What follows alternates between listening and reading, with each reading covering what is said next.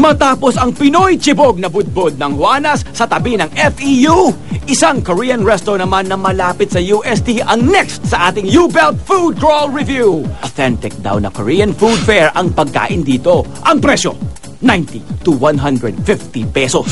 Ito, Hanayo! Hanayo! Reviewers, get ready to eat ulit! They have rice meals, but these are their best sellers. Ito, di ko makain ng gulay eh. Dahil dyan, tignan mo yan. Sa'yo yan na lahat. Ikaw ang magro-rolyo ng bulbo. Ito talaga yung challenge para sa akin eh. Yung kumain ng gulay. It's a challenge to. 2010, nung tinayo to, yun na ba yung rurok ng Korean invasion?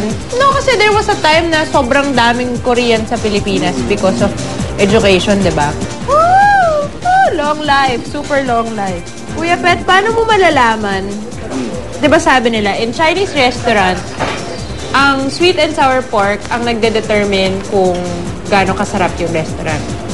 So, in the same manner, ano yung particular dish sa mga Korean restaurants ang unang hinahanap para malaman na, authentic to? Di ba kimchi? Kimchi talaga.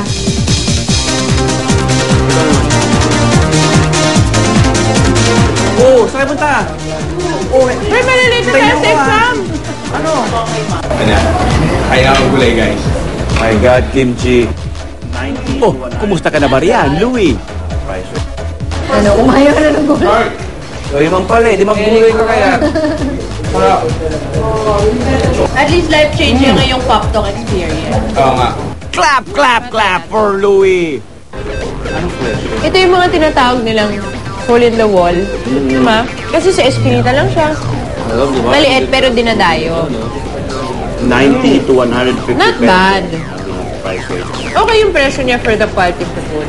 And the serving.